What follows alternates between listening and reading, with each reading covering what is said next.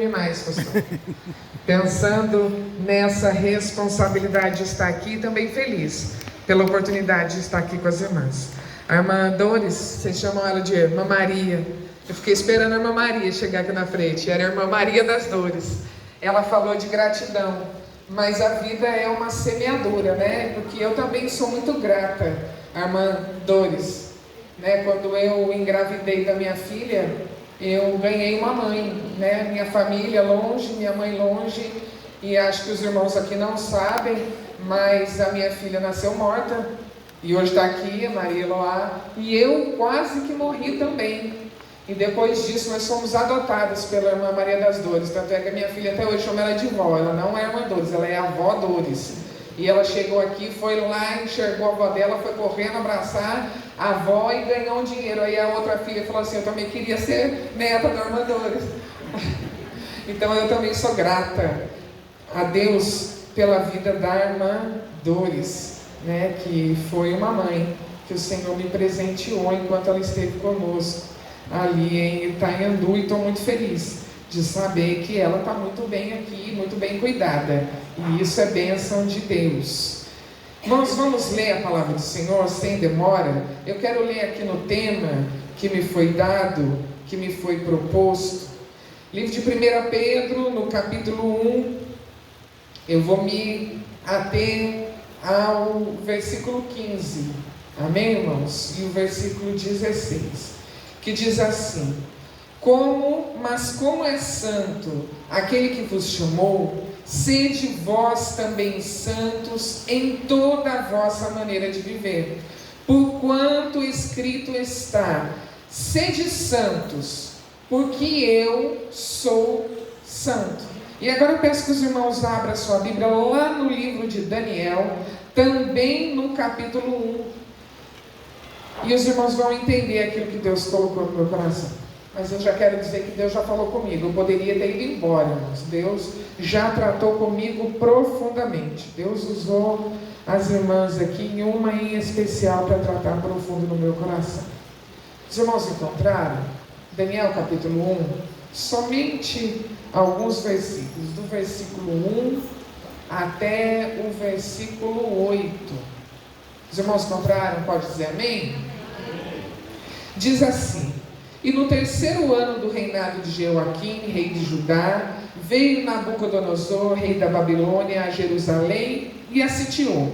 E o Senhor entregou nas suas mãos a Jeoaquim, rei de Judá, e uma parte dos utensílios da casa de Deus. E ele os levou para a terra do Sinar, para a casa do seu Deus, e pôs os utensílios na casa do tesouro do seu Deus. E disse o rei a Aspenaz, chefe dos seus eunucos, que trouxesse alguns dos filhos de Israel e da linhagem real e dos nobres, jovens em quem não houvesse defeito algum, formosos de aparência e instruídos em toda a sabedoria e sábios em ciência e entendidos no conhecimento, para que tivessem habilidade para viver no palácio do rei, a fim de que fossem ensinados nas letras e nas línguas dos caldeus. E o rei lhes determinou a ração de cada dia, da porção do manjar do rei e do vinho que ele bebia, e assim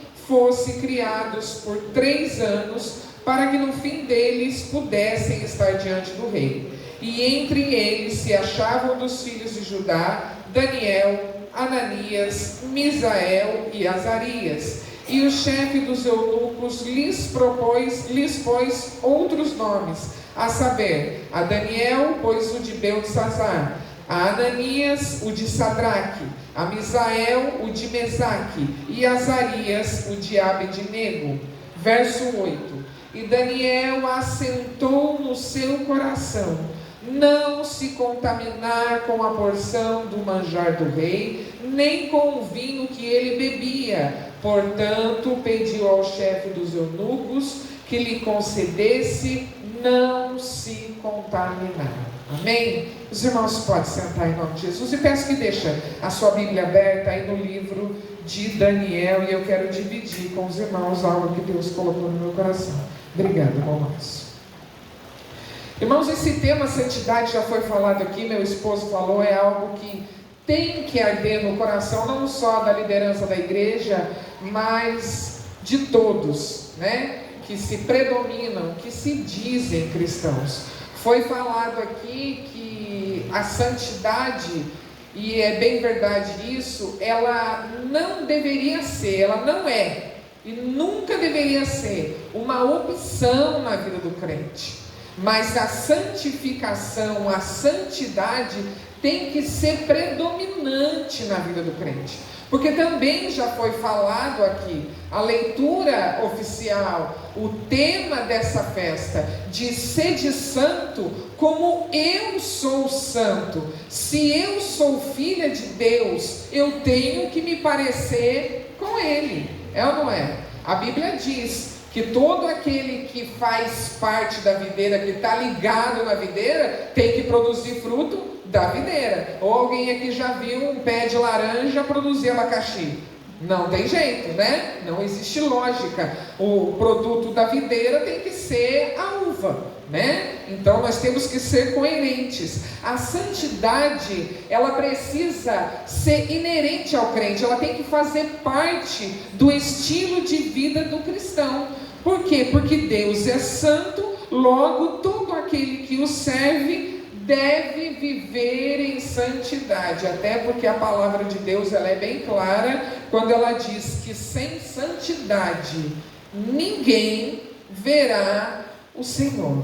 E já foi falado aqui também que nós vivemos tempos, a irmã Silvana, se eu não me engano, disse, que nós vivemos hoje tempos onde toda verdade ela é relativa, né? O que é verdade para um não é verdade para outro. Cada um pensa de uma maneira e a mídia, a sociedade, ela quer nos impor que nós podemos viver da maneira que nós quisermos. Se isso me agrada, então eu posso viver dessa maneira. Mentira do diabo. A Bíblia diz que todo aquele que serve a Deus, ela tem que viver em santidade, porque ela é categórica quando diz que sem santidade ninguém verá o Senhor. E esse ninguém não existe aí, não cabe um jeitinho brasileiro. Pastor é advogado, aí não tem brecha, né, pastor? Não tem brecha na lei que possa ser feito um jeitinho que possa entrar, não. Sem santidade, ninguém verá o Senhor. Aí talvez você diga assim, mas Paulo, mas o que é a santidade? Já foi dito aqui, santidade é a separação total, é a dedicação total a Deus. Então, como que eu sou santo? Quando eu me separo, quando eu me dedico, quando eu abro mão daquilo que o mundo me impõe, daquilo que é da minha vontade, daquilo que me é proposto, porque eu me proponho ser santo. E a palavra santidade, ela vem do hebraico, que geralmente é traduzido por kadosh, e também responde a palavra grega que é agios, que é uma origem simplesmente separado.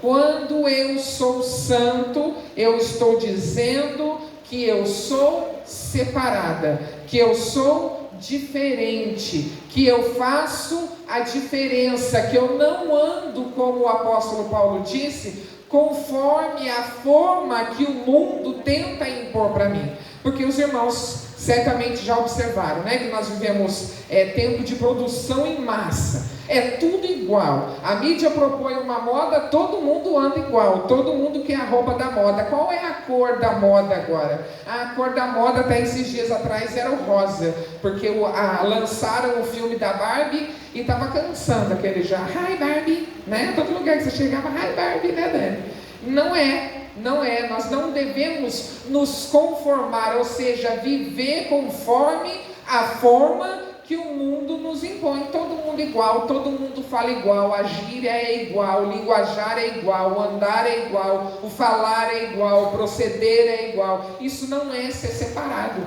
Ser separado é ser feliz por ser diferente. Eu ando conforme a regra da palavra de Deus. Eu sou separada. Muitas pessoas pensam que vivem em santidade, e isso é um perigo, irmãs. Simplesmente porque frequentam a igreja. Isso não é ser separado.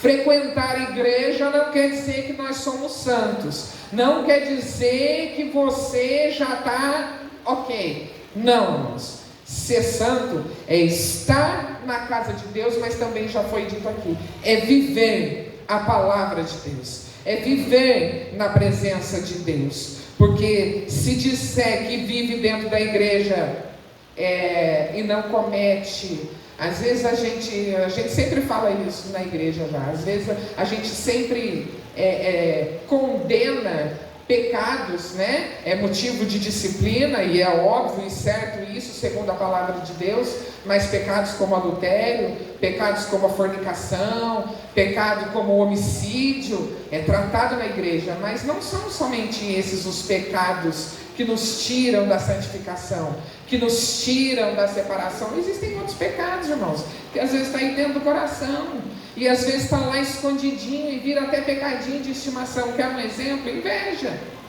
mentira, ciúme, rancor, aquela mágoa que você gosta. Eu não consigo perdoar, eu até dou a paz para ela, mas não passa, irmã, isso é pecado. Tem que passar, porque como é que vai passar as duas no céu lá? Não tem jeito. Irmãos, pecado não tem tamanho. Jesus Cristo também já foi dito aqui, eu anotei aqui, João 17, acho que foi a esposa do pastor que leu. Jesus, a oração dele lá no Getsemane, o Senhor disse: Pai, santifica-os na verdade. Por quê? Porque a tua palavra é a verdade. Se nós estamos querendo e buscando a santificação, nós temos que buscar essa verdade na palavra. Mas aí fica a pergunta: mas o que será que Deus realmente Ele espera de nós? Ele espera que eu e você sejamos exclusividade dele. É só isso que Deus quer, mais nada. É exclusividade, é a sua vida exclusiva para Ele, é a sua mente exclusiva para Ele, é o seu viver exclusivo para Ele, é o seu corpo exclusivo para Ele. E eu te provo, Deus Ele quer corpo, alma e espírito. 2 Coríntios capítulo 7, versículo 1 diz exatamente isso. O apóstolo Paulo ensina na igreja. Por que Ele quer o nosso corpo? Porque o nosso corpo, ele foi criado para ser a habitação de Deus. A palavra de Deus diz que nós somos templos do Espírito Santo. 1 Coríntios 3, 16 diz assim: não sabem vós que sois santuário de Deus e que o Espírito Santo habita em vós? Ele habita, Ele mora, Ele está dentro de nós. Só que quer ver um perigo nessa palavra? A Bíblia também diz que o Espírito Santo, ele não habita em templos sujos. Ele não habita aonde existe pecado. Ele não habita aonde existe sujeira. A palavra de Deus diz que do mesmo cano não pode passar água limpa e água suja. Uma acaba corrompendo a outra. Então, irmã Paulo, o Senhor quer o nosso corpo? Quer. Prova disso, 1 Coríntios 3, 16. Como pode um Deus Santo habitar num tabernáculo, num lugar, num templo imundo? 1 Tessalonicenses 4, 7 diz que Ele não nos chamou para a impureza, mas Ele nos chamou para a santidade. Deus chamou a igreja para fazer a diferença. E eu glorifico a Deus pelo nosso ministério. Eu glorifico a Deus pela nossa igreja. Eu glorifico a Deus pelo ministério de Taubaté plantado aqui neste lugar. Porque aqui ainda existe um povo que busca a santidade, que busca andar em conformidade com a palavra de Deus, porque Ele não nos chamou para a impureza, mas Ele nos chamou para a santidade. A igreja foi chamada para ser santa, para ser diferente, para fazer a diferença. Deus quer o nosso corpo, sim, mas Ele também quer a nossa alma. A Bíblia diz que nós somos uma tricotomia, sim ou não? Corpo, alma e espírito. E o que é a alma, irmã Paula? A alma, ela é o lugar, é a sede dos nossos sentimentos, aonde estão as nossas vontades e as nossas emoções. Se os nossos sentimentos, as nossas vontades e as nossas emoções forem impuras, consequentemente, todo o resto será impuro. Se a minha alma, ela é a sede das minhas emoções, ela é onde eu guardo tudo aquilo que eu sinto, se isso for impuro, ele corrompe todas as outras coisas. Consequentemente, as nossas ações também serão impuras. Por essa razão que a Bíblia nos exorta à santificação da nossa alma. Filipenses capítulo 4, do versículo 7 ao versículo 8, diz que os nossos sentimentos, as nossas vontades, as nossas emoções, ela deve ser controlada de maneira que nós devemos purificar a nossa vida diante de Deus. Falamos do corpo, falamos da alma. O corpo, o templo, tabernáculo. A alma é a sede das nossas emoções. Se aquilo que nós sentimos, se aquilo que nós desejamos, se aquilo que nós queremos, nós fazemos, consequentemente, nós acabamos entristecendo o Espírito. E o que é o Espírito, irmã Paula? O Espírito é aquilo que me liga a Deus, que me faz relacionar com Deus. Se eu agrado a carne, que é o meu corpo, eu me afasto daquilo que é espiritual, aquilo que me liga com Deus. Por isso que a Bíblia nos exorta e nos ensina a estarmos constantemente em oração, porque a oração é a nossa ligação com Deus. E a Bíblia também fala que existem certas coisas que só mudam na nossa vida quando nós buscamos em jejum e em oração. Porque quando eu jejuo, eu estou mortificando a minha carne, consequentemente eu estou me aproximando de Deus em espírito. Então, como que eu tenho que ser santo, irmã Paula? No corpo, na alma e no espírito. Portanto, irmãos, não vamos nos iludir, amém? Seguindo conforme as regras são ditadas para nós nesse mundo. Nós fomos chamados, nós fomos resgatados para fazermos a diferença e para sermos separados. E quando eu recebi o convite e eu fui ver o tema que diz sede santo, como eu sou santo, automaticamente me veio na mente e eu falei com meu esposo, aqui está falando de referência.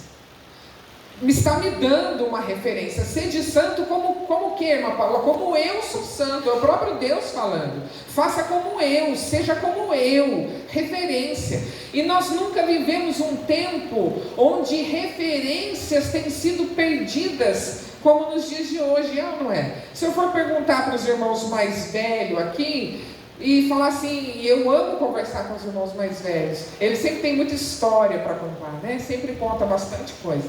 Mas se eu for perguntar para alguém aqui, que não seja tão jovem, me dê uma referência sobre alguém que você tenha na sua mente, que seja uma pessoa assim, muito especial, muito sábia, que sabe fazer todas as coisas, muitas coisas, várias coisas. Alguém vai falar assim, eu me lembro do meu pai. O meu pai era assim, o meu pai, ele se quebrasse um carro, ele sabia mexer. Se acontecesse alguma coisa lá em casa, a torneira enguiçasse, ele sabia mexer. Porque se acontecesse alguma coisa, ela precisasse mexer, caísse um reboco da parede, o meu pai fazia. O meu pai fazia tudo, o meu pai sabia de tudo. Se você perguntasse para uma criança antigamente, quem era o seu herói? Era o seu pai. Se você perguntasse para uma menina antigamente, quem é a sua referência? É a minha mãe. Eu quero ser igual a minha mãe. Esses tempos atrás, nós fomos fazer um trabalho com as crianças na igreja. E criança não é fácil, né? Lá nós temos mais de quase 40 crianças, 37 crianças lá. E só tem uma tia que cuida deles. E é brava. E na rédea, mas as crianças são apaixonadas por ela, a tia Andréia. Louvo a Deus pela vida dela. Oro por ela todo dia. Senhor, conserva a tia Andréia. Abençoa a tia Andréia, porque esses dias a tia Andréia faltou e eu fui lá. Irmãos, eu cheguei para o pastor e falei, pastor, a tia Andréia vai para o céu com roupa e tudo. Porque olha, eu saí de lá com o cabelo em pé, desse tamanho, e eu fiz uma atividade. A irmã Silvana acho que é professora, né? E eu fiz uma atividade com eles, irmã Silvana, e eu pedi para eles desenhar quem era o super-herói deles. Eu estava falando sobre Jesus. Quem é o seu super-herói? Desenha aí o seu super-herói.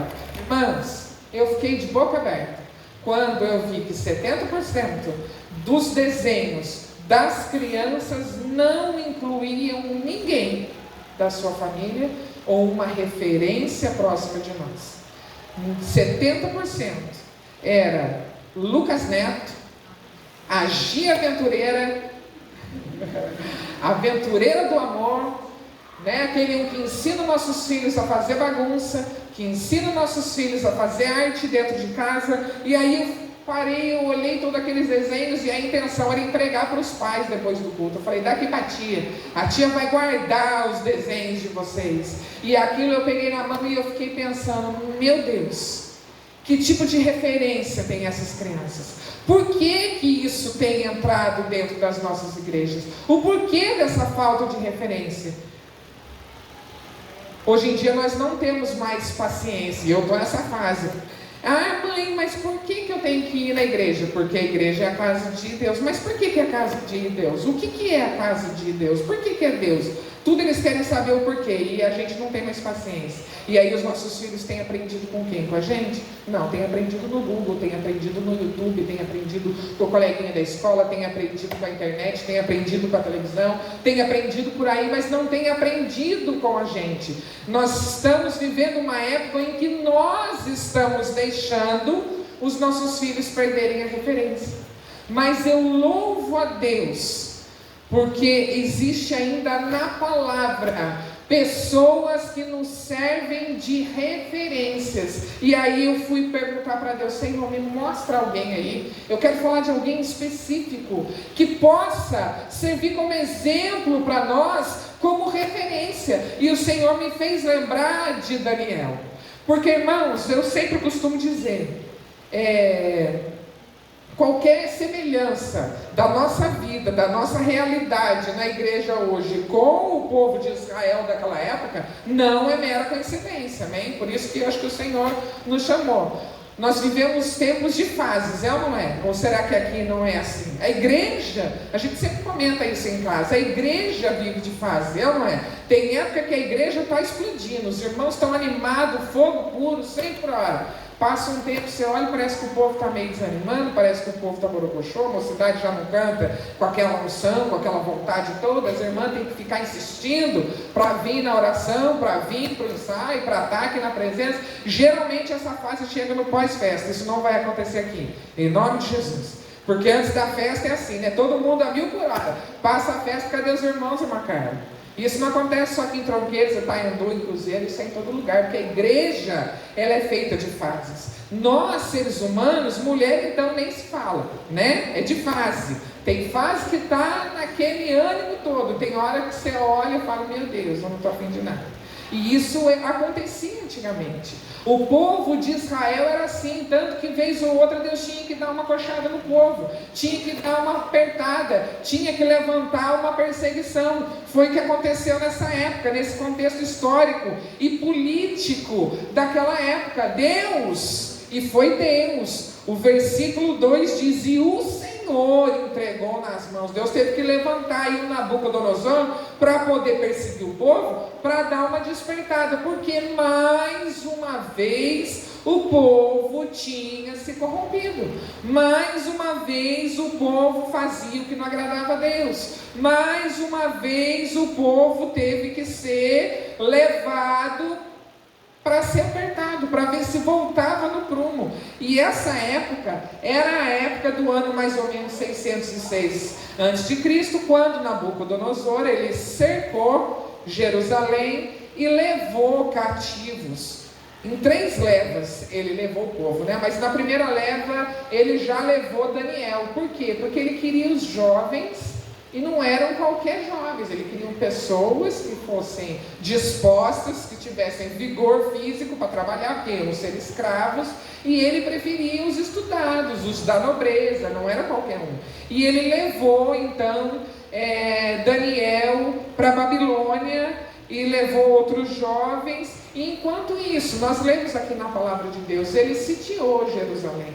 Ele não só sitiou a cidade, mas ele fez uma matança, um massacre. Diz a Bíblia que ele matou a espada homens, mulheres, crianças, idosos, destruiu o templo, derrubou toda a cidade, ficou tudo no chão, ou seja, toda os parâmetros do povo, tudo aquilo que mantinha a fé do povo foi tirado, foi destruído. E nesse quadro, nesse cenário político e opressor, a Bíblia diz que Daniel e os seus amigos, eles se mantiveram fiéis a Deus. Eles não negociaram os seus valores e os seus princípios. E é aí que o negócio aperta. É aí que o negócio pega. É a tal da negociação, né? Vamos dar um jeitinho. Mas eu acho que não é tão assim. Acho que o pastor Rogério pega muito no pé. Eu acho que ele aperta demais. Não tem necessidade de tudo isso. Vamos dar um jeitinho, vamos dar uma afrouxadinha. Daniel e os seus amigos não. A Bíblia diz que eles não se corrompem, mesmo estando sob influência de outra cultura. Eles estavam em outro lugar, e nós vemos aqui, nós vamos falar um pouquinho mais para frente, que eles, isso se chama aculturalização. Eles estavam pegando essas pessoas e querendo colocar a goela abaixo deles os modos e os costumes daquele povo daquela época. Por isso que ele queria separar o povo e não deixar eles comerem mais daquilo que eles estavam acostumados a comer. E a partir de agora, diz a Bíblia aqui, que o rei, ele separava a ração. E aí eu fiquei parado e pensando nesse texto, um rei preocupado com o cardápio do povo. Ele tinha lá os seus empregados, os seus eunucos, o seu cozinheiro, o seu copeiro, o seu tudo lá, e ele estava preocupado com o cardápio que ele ia servir para aqueles meninos. Ele estava dizendo assim: a partir de agora, nada mais vai ser do jeito que era lá. A partir de agora você vai ter que se acostumar com as coisas desse lugar.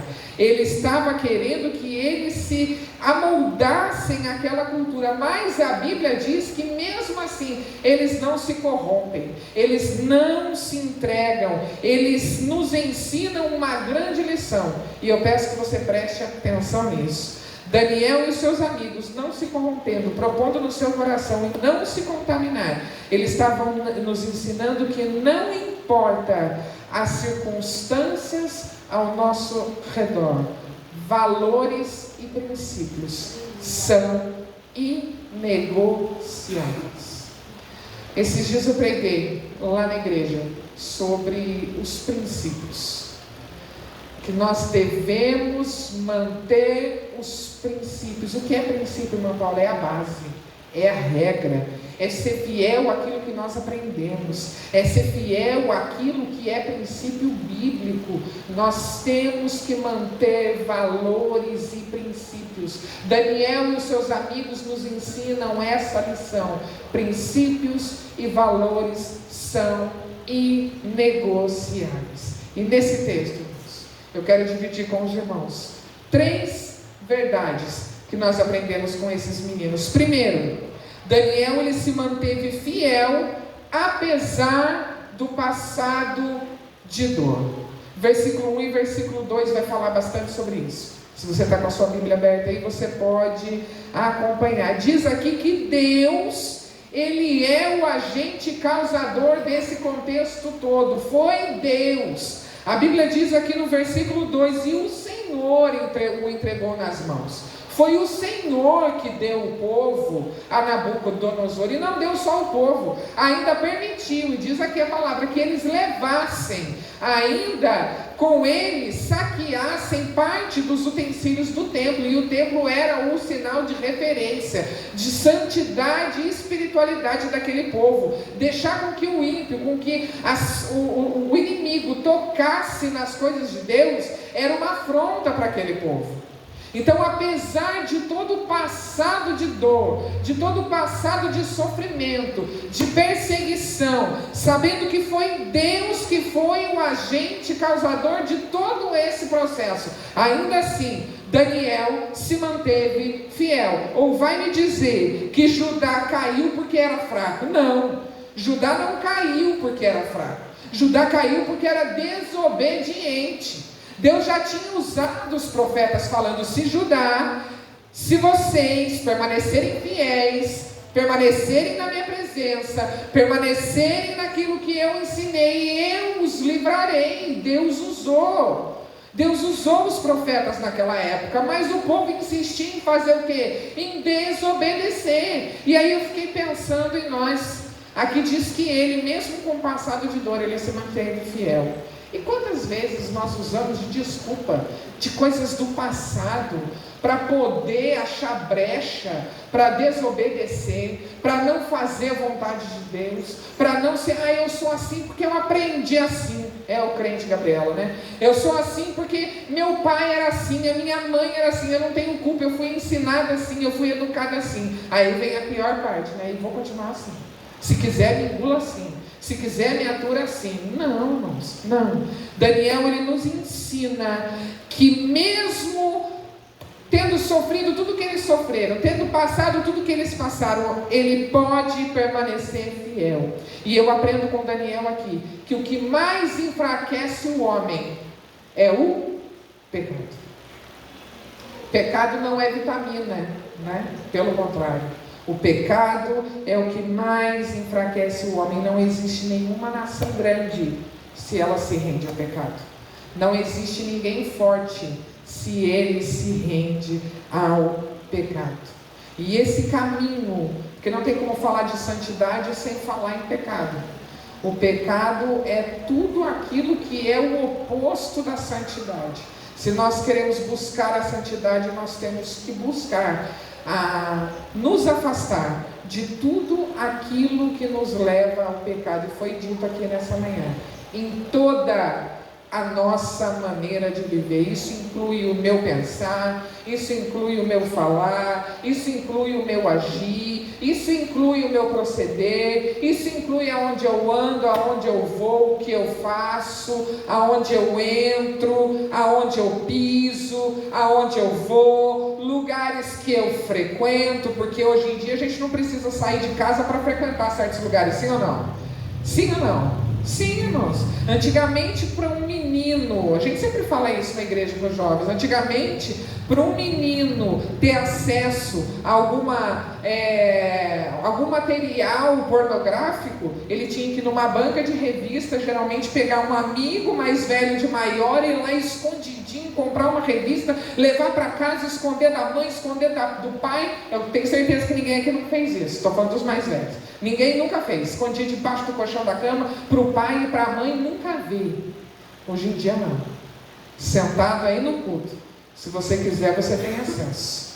Dentro da sua casa, você tem acesso. O seu filho, às vezes de 7, 8, 10 anos, tem acesso. Todos nós temos livre acesso. O que me impede de fazer isso, irmã Paula, é eu colocar no meu coração: eu não quero, eu não faço, eu não me rendo ao pecado.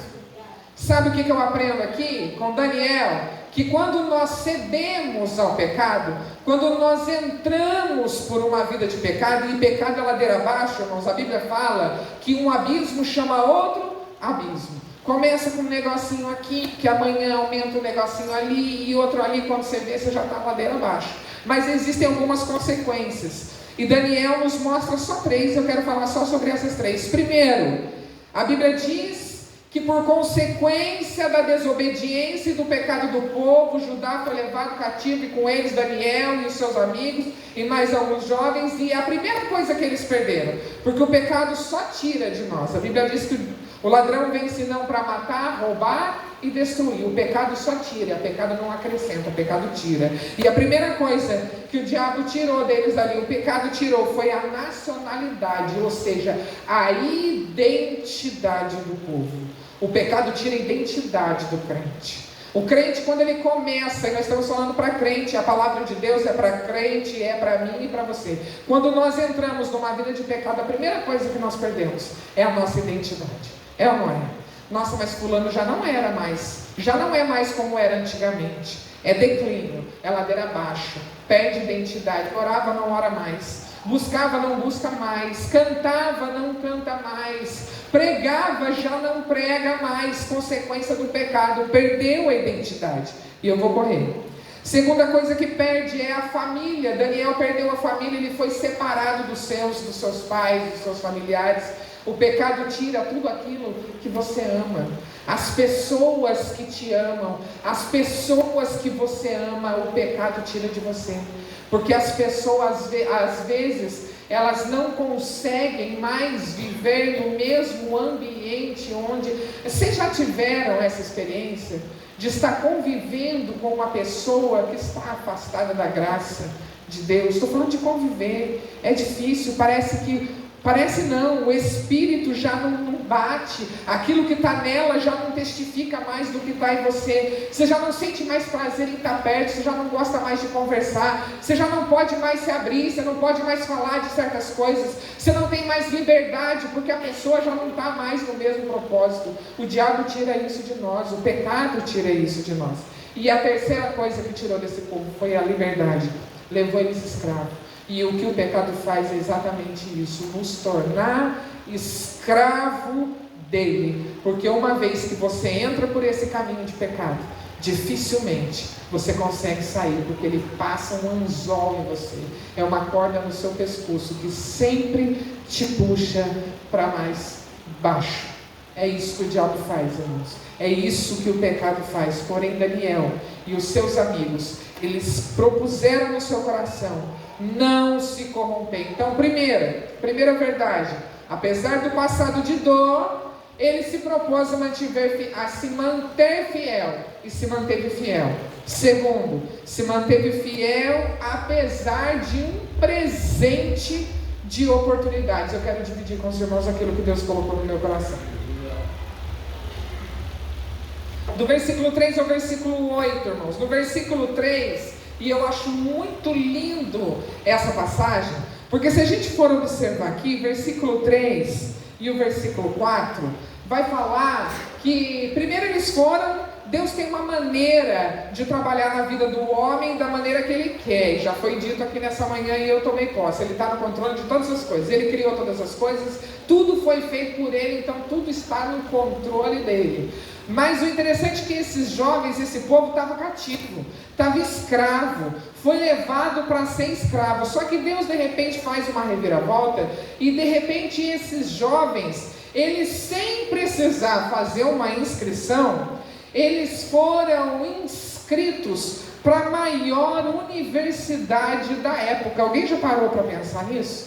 Houve lá um vestibular, um teste lá, um negócio lá onde eles foram selecionados, um processo seletivo, aonde eles foram selecionados para fazer parte dessa maior universidade da época, que duraria 3 anos. Porque foi lido aqui, a Bíblia diz que eles teriam que passar por esse processo de aprendizado por 3 anos. E olha o processo seletivo, pastor Rogério. Primeiro, eles tinham que passar no processo da eleição social. Ok, eles passaram, não podia ser qualquer um, tinha que ser da nobreza, tinha que ser do alto escalão. Ok, eles passaram. Depois eles precisavam passar no processo físico.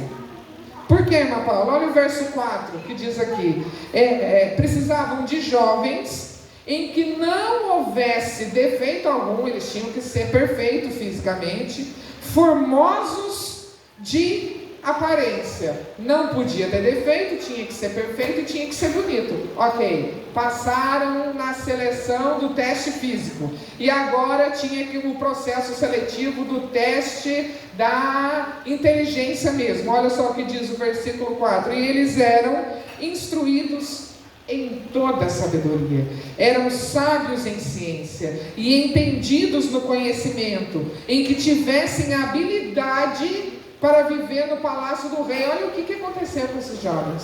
Foram inscritos sem se inscrever, foram selecionados mesmo à revelia e entraram então para essa grande universidade da época, que duraria 3 anos, porque eles iam ter que passar por esse processo, e depois de 3 anos, olha só o que eles iam ganhar: direito direto ao emprego. Eles iam direto para servir ao palácio do rei, eles iam ter acesso ao rei, o maior alto escalão que existia naquela época. E sabe o que é melhor?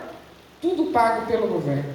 Eles passaram na maior federal da época para estudar aos pés do rei, para depois poder trabalhar para o rei. Quer maior oportunidade do que essa? Quem que não ia querer uma oportunidade como essa? Mas como eu disse no título, apesar de um presente de oportunidades, eles se mantiveram fiéis. Era uma grande oportunidade, irmã Paula? É. Mas se Deus não estiver nela, eu te digo uma coisa, não vale a pena. Eu não sei qual oportunidade o mundo às vezes tem aberto diante de você. Eu não sei o que às vezes vai ser proposto para você, que você olha e fala assim, é uma oportunidade irrecusável. É o que a gente mais ouve. É irrecusável, irmã Paula, eu não posso deixar de aceitar. Aí eu respondo, Deus está nesse negócio? Isso vai acrescentar? Isso vai te tirar da presença de Deus? Porque aquilo que Deus não aprova, não faça, ainda que seja uma boa oportunidade. Se não vale a pena, se não tiver Deus, não vale a pena. Provérbios 14, 12. Há caminhos que para o homem parece direito, mas o final deles é caminho de morte. Eu mandei isso ontem para uma jovem na hora do culto. Deus colocou no meu coração e eu mandei. Há caminhos que para o homem parece direito, mas o final deles é caminho de morte. A Bíblia diz que o pecado gera morte. Nem sempre essa morte é física, muitas vezes é espiritual, mas também leva à morte. Versículo 5 ao versículo 7 vai falar aqui que eles vão fazer então um banho de babilonização. O propósito do rei era impor neles toda a cultura daquela época, era fazer com que eles se moldassem, que eles se rendessem à cultura. E para encerrar, é isso que o mundo, que o sistema quer fazer, comigo e com você. Ele quer nos moldar, ele quer nos fazer igual, que a gente ande conforme o fluxo, como diz os jovens. Que a gente siga o fluxo, vamos andar como eles, vamos fazer que nem eles. Ah, está perdendo o jovem aqui, então vamos dar um jeitinho, vamos fazer aqui um jeitinho, vamos pintar a paredinha de preta, vamos apagar as luzes, vamos fazer aqui um jogo de luz, um dança-dança aqui dentro da igreja, porque isso atrai jovens. Irmãos, a igreja nunca precisou de subterfúgios para atrair ninguém. O que atrai é a palavra, o que atrai é o Espírito Santo, o que atrai é a verdade, é isso que atrai. E eu peço que você leia comigo junto, você que está com a sua Bíblia aberta aí, o verso 8, e eu vou no meu último tópico, para a gente poder encerrar. Versículo 8, podemos ler todos, numa só voz? Amém? E Daniel assentou no seu coração, eu vou ler junto ali para a gente ficar igual, tá bom, irmãos? Vai, no 3, 1, 2, 3. E Daniel propôs no seu coração não se contaminar com a porção das iguarias do rei, nem com o vinho que ele bebia. Portanto, pediu ao chefe dos eunucos que lhe permitisse não se contaminar. Primeira coisa que eu aprendo aqui, irmãos, só nesse versículo. Primeiro, cristianismo de verdade, o cristianismo que traz santidade, aquilo que eu e você estamos fazendo aqui nessa manhã, não é para covarde. Cristianismo, irmão, santidade não é para crente covarde. é para crente corajoso, porque Daniel diz que quando o eunuco chegou até ele e disse: olha, a ordem do rei é essa, nós vamos te mandar uma porção, uma ração diária, uma porção diária decretada pelo rei, vocês vão comer aquilo que o rei mandou. Diz a Bíblia nos textos, nos versos mais adiante, depois você lê na sua casa, que ele chama então o eunuco e ele faz então uma proposta. Ele pediu para que permitisse que eles não se contaminassem com as iguarias do rei, mas fez uma proposta para ele: olha, por 10 dias, deixa a gente comer só legumes e água, e no cabo de 10 dias você chama a gente e vê se a gente está fraquinho, vê se a gente não está podendo, vê se a gente está menos do que eles. E eles fizeram, foi uma atitude de coragem, chegou diante do eunuco e fez então uma proposta, e diz a Bíblia que então eles aceitaram, e no cabo de 3 anos eles estavam muito mais fortes, muito mais sábios, muito mais, diz a palavra de Deus, doutos, do que todos os outros escolhidos pelo rei. Eles se sobressaíram, por quê? Porque eles optaram por viver a verdade, a santificação. Então a primeira coisa que eu aprendo aqui: cristianismo de verdade, o cristianismo que prega a santidade, não é para covarde. A segunda coisa que eu aprendo: o cristianismo de verdade, ele exige posicionamento. Não existe crente que busca a santificação que não se posicione. Não existe santificação para aquele que fica em cima do muro, que ora pende para cá, ora pende para lá, ora quer estar na igreja, ora quer dar uma acendidinha para o mundo lá fora, ora quer estar cantando aqui, ora está cantando música do mundo lá fora. Já não fui eu que falei, briga com o Fernandinho, né? Vocês viram nas redes aí o Fernandinho falando sobre isso, e eu concordo e assino embaixo de tudo que ele fala. Eu particularmente, e sempre falo isso na minha casa, eu não consigo acreditar num crente que se diz crente, santificado, que busca a verdade, que louva na igreja e canta música mundana. Eu tenho essa dificuldade. Se você acha normal, amém, é você com Deus. Eu tenho essa dificuldade. Eu acho que da mesma boca não pode sair um louvor e uma música mundana. Ah, mas não tem nada de mal, está falando de amor, está falando de sofrência, só fala disso hoje em dia, né? As músicas. Edifica, fala de Deus, exalta o Senhor? Não, então é mundano. Cristianismo de verdade exige posicionamento, e cristianismo de verdade exige firmeza. E eu encerro aqui, peço que você se coloque de pé. Daniel, ele resolveu, ele optou. Se ele optou, se ele resolveu, é porque ele tinha outras opções, mas ele escolheu ser santo. Ele escolheu ser separado. E eu quero crer que você que veio aqui nessa manhã, você só está aqui numa hora dessa, meio-dia, com esse cheiro de comida que está vindo não sei de onde, se propôs a estar na casa de Deus, é porque você optou. Você até tinha outras opções, sim ou não? Você podia estar na sua casa, que eu tenho certeza que serviço não é no falta, não é mesmo? Tem cozinha para arrumar, eu vou ter que fazer almoço lá em casa, ainda tem a correria de todo dia a dia, depois ainda tem culto à noite, e se procurar tem mais coisas para a gente fazer. Mas nós optamos, nós escolhemos estar na presença de Deus. E eu quero orar com você, amém, pastor? Posso orar com a igreja? Eu quero orar com você, louvar a Deus pela sua vida, porque você optou por fazer a vontade de Deus, e isso nos dias de hoje é algo muito louvável. Você está aqui nessa manhã e eu quero agradecer a Deus pela sua vida, amém?